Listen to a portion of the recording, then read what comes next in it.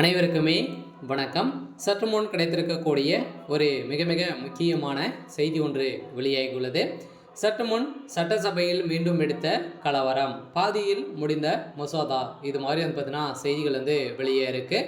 So இப்போ அதை பார்த்தீங்கன்னா 2025க்கான பட்ஜெட் தாக்கல் வந்து நடைபெறுது. ஸோ இந்த பட்ஜெட் தாக்கலில் நிறைய ஃபஸ்ட்டுலேருந்து பார்த்தீங்கன்னா தொடங்குறதுலேருந்தே நிறைய பிரச்சனையாக தான் இந்த பட்ஜெட் தாக்கல் வந்து தொடங்கியிருக்கு.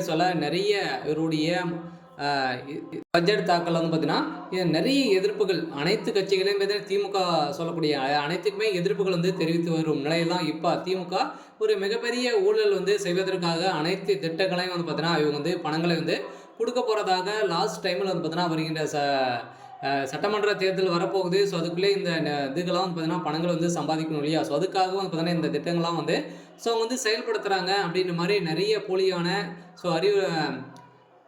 அறிக்கையெல்லாம் பார்த்தீங்கன்னா இவங்க வந்து கொடுத்துட்டு வராங்க அப்படின்ற மாதிரி தான் சட்டப்பேரவையில் மீண்டும் எடுத்த கலவரத்தின் அடிப்படையில் இப்போ அதிமுகவுக்கும் இப்போ வந்து பார்த்தீங்கன்னா அதிமுகவுடையும் எதிர்கட்சிகளுக்கு நிறைய பிரச்சனைகள் ஏற்பட்ட நிலையிலிருந்து அங்கு தள்ளுமுள்ளு வந்து ஏற்பட இருக்கு. ஸோ இதை பற்றி இந்த வீடியோவில் நம்ம முழுமையாக பார்க்கலாம். ஸோ அதுக்கு முன்னாடி நம்ம சேனலுக்கு வந்து இப்போ தான் நீங்கள் முதல் முறையாக வந்திருக்கீங்க அப்படின்னா மறக்காமல் நம்மளுடைய சேனலை சப்ஸ்கிரைப் பண்ணி சப்போர்ட் பண்ணுங்கள். ஸோ வாங்க வீடியோக்குள்ளே போகலாம். ஸோ வந்து பார்த்தீங்கன்னா ஏற்கனவே சட்டப்பேரவையில் ஒரு மிகப்பெரிய கலவரங்களாகவே தள்ளுமுள்ள வந்து பார்த்தீங்கன்னா அதிமுகவுக்கும் திமுகவும் இடையே ஏற்பட்டது. ஸோ அதே மாதிரி சபாநாயகர் அப்பாவும் வந்து பார்த்தீங்கன்னா திமுகவுக்கு தான் சாதகமாகவே சொல்லிட்டு இருக்க அதிமுகவே வந்து பார்த்தீங்கன்னா எந்த ஒரு உறுப்பினர்களையும் பேச விடாமல் வந்து தடுத்துட்டு இருக்காரு. ஒரு 2 பேச்சுகள் வந்து பேசினாங்க அப்படின்னா நீங்கள் வந்து உட்காருங்க அப்படின்ற மாதிரி சபாநாயகர் அப்பா வந்து சொல்லியிருக்கக்கூடிய சூழ்நிலையில் தான் இப்போ முதல்வர் ஸ்டாலின் அவர்களே பார்த்தீங்கன்னா அவங்கள வந்து பேச விடக்கூடாது அப்படின்ற மாதிரி சொன்ன வார்த்தையின் அடிப்படையில் அதிரடியாக அங்கு ஒரு மிகப்பெரிய கலவரங்களாகவே மாறி இருக்கு. இந்த கலவரத்தின் அடிப்படையில் தான் இப்போ வந்து பார்த்தீங்கன்னா சட்டப்பேரவையில் மீண்டும் ஒரு மிகப்பெரிய கலவரங்களாக மாற்றிருக்கு. இந்த மசோதா நிறைவேற்றப்படாமல் இப்போ வந்து பார்த்தீங்கன்னா பாதியில் முடிந்திருக்கு.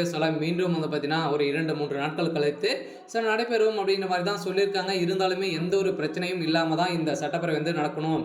அனைவருக்குமே சம்மந்தப்பட்டு தான் இந்த அறிவிப்புகளாக வந்து நீங்கள் வந்து கொண்டு வரணும் அப்படின்ற மாதிரி தான் பார்த்தீங்கன்னா இப்போ இந்த சட்டப்பேரவையில் சபாநாயகர் அப்போ வந்து சொல்லியிருக்காரு. இருந்தாலுமே அதிமுகவும் திமுகவும் இடையே ஒரு முட்டல்கள் வந்து ஏற்பட்டிருக்கு.